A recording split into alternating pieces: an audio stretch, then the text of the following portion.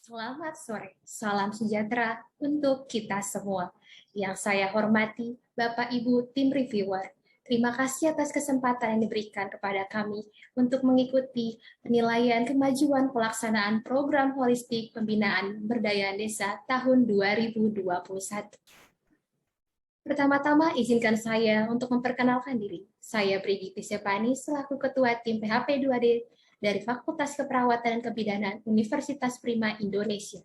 Dan dosen pembimbing saya, Ibu Elis Anggeria, SKEP, MKEP. Baiklah, tanpa perlu berlama-lama lagi, saya akan memaparkan hasil pelaksanaan yang telah kami lakukan yang berjudul Dagel Dapur Bagandeli sebagai kuliner bagi anak gizi buruk dan meningkatkan perekonomian di Kelurahan Bagandeli, Kecamatan Medan, Belawan.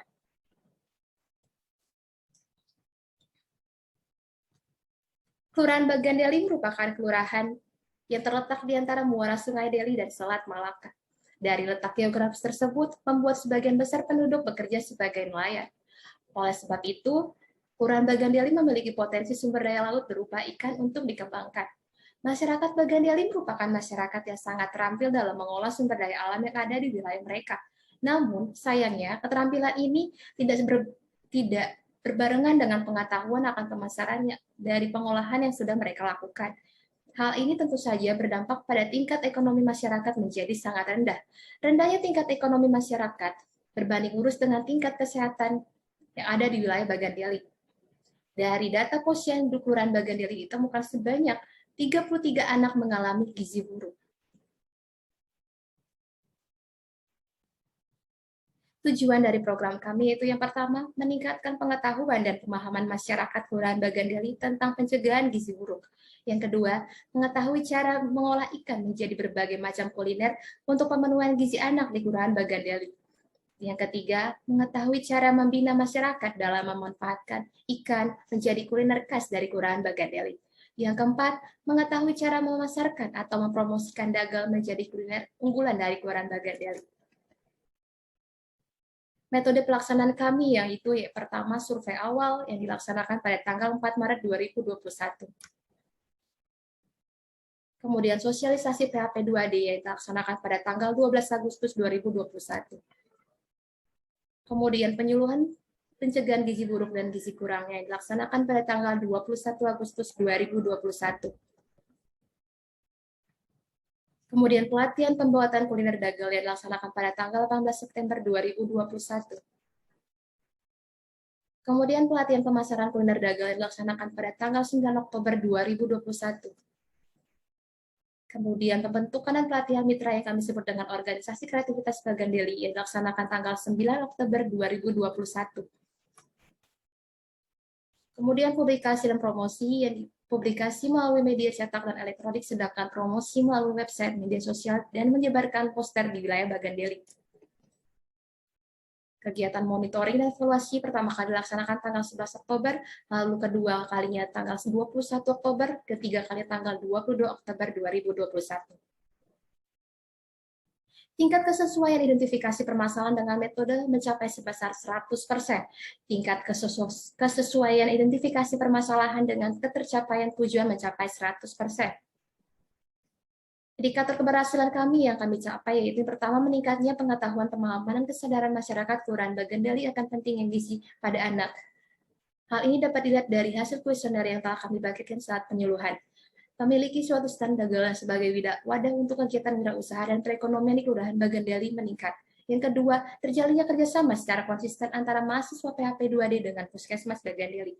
Yang ketiga, terbentuknya organisasi kreativitas Bagandeli atau KBD untuk meneruskan dan mengembangkan program dagang. Yang keempat, perencanaan program tindak lanjut yang dilaksanakan setelah pelaksanaan PHP 2D berakhir, yaitu membina dan mengembangkan kegiatan wirausaha dagang melalui media sosial. Yang kelima itu terpenuhinya mata kuliah kewirausahaan dan keperawatan komunitas 2.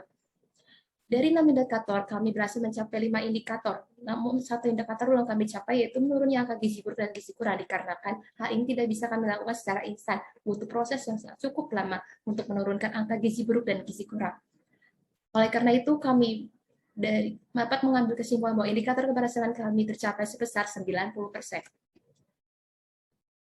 Keluaran wajib kami yang pertama itu buku panduan, yang kedua video tutorial, Yang ketiga yaitu kuliner dapur Bagandali, yaitu bakso ikan, nugget ikan, dan pempek ikan. Kemudian luaran kami wajib yang ketiga yaitu poster pencegahan gizi kurang, kemudian poster kuliner produk dagang, kemudian akun media sosial yaitu Facebook, Instagram, dan YouTube, kemudian website dari dapur Bagandali itu sendiri.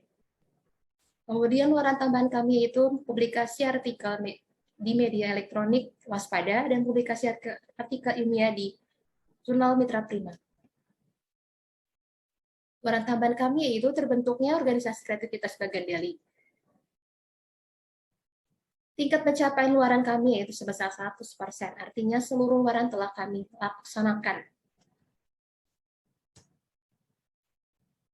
Tingkat keberhasilan metode mencapai tujuan sebesar 100%, tingkat keberhasilan metode mencapai indikator keberhasilan sebesar 90%, tingkat keberhasilan metode mencapai luaran wajib dan tambahan sebesar 100%. Tingkat pencapaian pelaksanaan aspek biaya alat dan komponen bahan sebesar 70% dikarenakan kami menyesuaikan apa yang menjadi kebutuhan kami di lapangan. Tingkat pencapaian pelaksanaan aspek waktu sebesar 70% dikarenakan kami menyesuaikan dengan waktu kegiatan dari Ibu PKK, Majelis dan Akpatayat. Tingkat pencapaian pelaksanaan aspek personel metode sebesar 100%.